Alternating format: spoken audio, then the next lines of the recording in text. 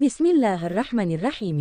अस्सलामु अलैकुम। मेरी ये बचपन से आदत रही है कि जब मोहल्ले की दुकान से कुछ भी लिया इन्होंने अखबारी टुकड़े में लपेट कर दिया तो शक है। इस्तेमाल के बाद इस टुकड़े को ज़रूर देखा और पढ़ा।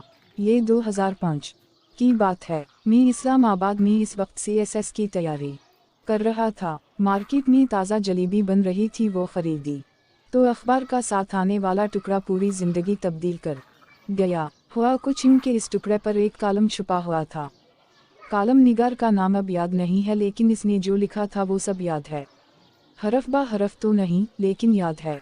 आप भी पढ़ें। उसने लिखा कि मैं कल अपने एक कारोबारी दोस्त के पास दफ्तर गया, चाय पी गपशप लगाते हुए घर जाने का वक्त हो गया। जब दफ्तर से बाहर निकल रहे थे तो क्लर्क ने आकर एक शिकायत लगाई कि जनाब फलन चपरासी सतह काम नहीं करता। ड्राइवर ने भी इसकी हमी मलाई। मेरे उस दोस्त ने कहा अगर काम नहीं करता तो किस लिए रखा हुआ है, फारिग करो इसे। मैंने फ़ौरन मुदाखलत की और कहा क्या ये बेहतर नहीं होगा कि एक दफ़ा इससे बात कर लो, क्या पता इसके कुछ मसाइल हो। फिर मैंने अपने दोस्त को एक आंखों देखा वाक़या सुनाया।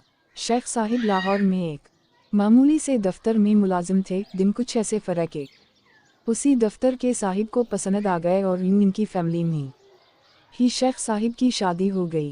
कुदरत शेख साहिब पर मेहरबान थी। दिन रात और रात दिन में बदलते गए और शेख साहिब एक दुकान से एक मार्केट और फिर एक फैक्ट्री से 2-4 और फिर ना जाने कितनी फैक्ट्रियों के मालिक बनते गए।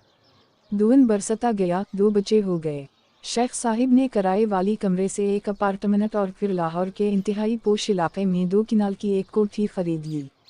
माली की ज़रूरत पेश आई तो चकवाल से आए हुए सुल्तान को फैक्ट्री से निकालकर अपनी कोठी में 1500 रुपये माहवार पर अपनी कोठी पर मुलाजिम रख लिया। सुल्तान एक इंतहाई शरीफ और अपने काम से काम रखने वाला इंसान था। ना किसी से कोई झगड़ा, ना कोई अदावत, ना कभी कोई शिकायत। एक बार शेख साहिब दिन के 10 बजे किसी काम से घर वापस आए तो गाड़ी दरवाजे पर ही खड़ी कर दी कि अभी वापस दफ्तर जाना था। दरवाजे से घर के दाखिली दरवाजे के दरमियान अल्लाह जाने किया हुआ कि पौधों को पानी देते सुल्तान के हाथ से पाइप फसला और शेख साहिब के कपड़ों पर पूरी एक तेज फूर जा पड़ी। शेख साहिब भाग गए। सुल्तान पांव में गिर गया, गुड़गुड़ा कर मुआफ़ी मांगने लगा कि साहिब गलती हो गई। लेकिन शेख साहिब का दिमाग आसमान पर था। गुस्से में ना आओ देखा ना ताओ, वहीं खड़े खड़े सुल्तान को नौकरी से निकाल दिया। कहा शाम से पहले इस घर से निकल जाओ। सुल्तान बेचारा सामान की पोटली बांधकर घर से निकलकर दरवाजे के पास ही बैठ गया कि शायद साहिब का गुस्सा शाम तक ठंडा हो जाए तो वापस बुला लें। शाम को शेख साहिब वापस आए, देखा सुल्तान अभी तक बैठा हुआ था। गार्ड को कहा इसे धक्के देकर निकाल दो, ये यहाँ नजर ना आए। ओ सुबह हुई तो सुल्तान जा चुका था, रब जाने कहाँ गया था। वक्त गुजरता गया। शेख साहिब के तेजी से तरक्की पाते कारोबार और फैक्ट्रियों में एक ठहराव सा आने लगा।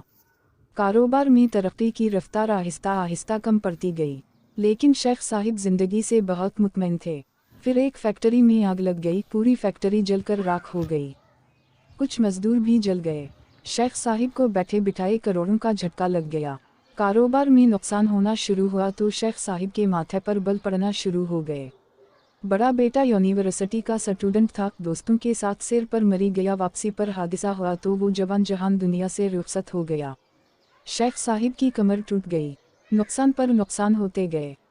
2 किनाल की कोठी बेचकर 10 मरले के अवामी तरज के मोहल्ले में आ गए। जब अकल से कुछ पले ना पड़ा तो पैरों फकीरों इसके हम चले गए कि शायद कोई दुआ हाथ लग जाए और बिगड़ी हुई जिंदगी फिर से सुनूर जाए। बाकी मांदा कारोबार बेचकर और कुछ दीगर प्रॉपर्टी को रहन रखकर बनिक से कर्जा लिया और छोटे बेटे को एक नया कारोबार करके दिया। इसके पार्टनर दोस्त ने धोखा किया और अक्सर पैसा डूब गया। शेख साहिब 60 साल की उम्र में चारपाई से लग गए।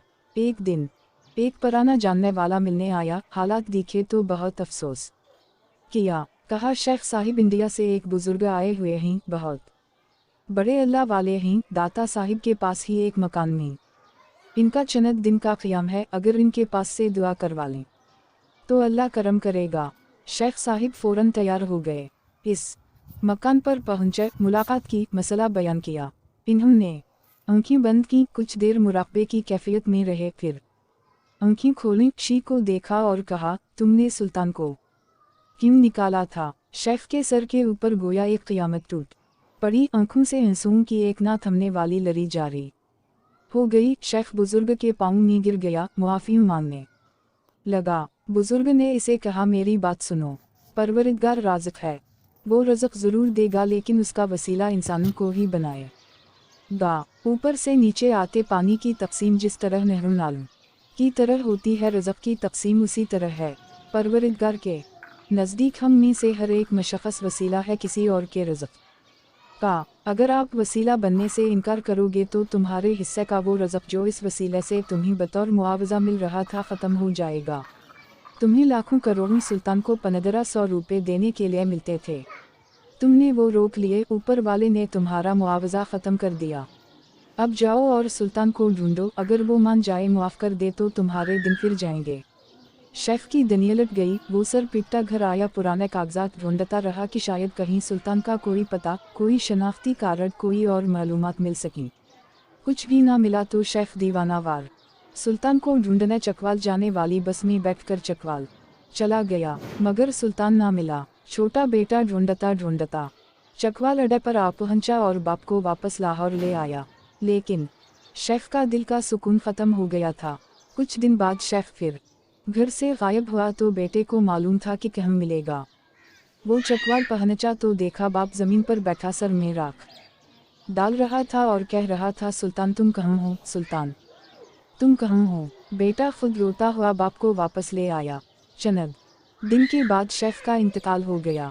कालम निगार ने लिखा, मैंने अपने दोस्त को ये पूरी कहानी सुनाई और इसे कहा, चपरासी को ना निकालो, उसका रज़्क़ तुम्हारे रज़्क़ से जुड़ा है, इसे तो रब कहीं और से भी दे देगा कि इसके पास वसीला बनाने के लिए किसी चीज़ की कोई कमी नहीं, लेकिन कहीं ऐसा ना हो कि तुम इस मुआवज़े वाली नेमत से महरूम हो जाओ।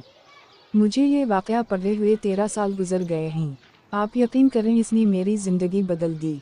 मैं माली मामलात में बहुत ज़्यादा मुहतात हो गया।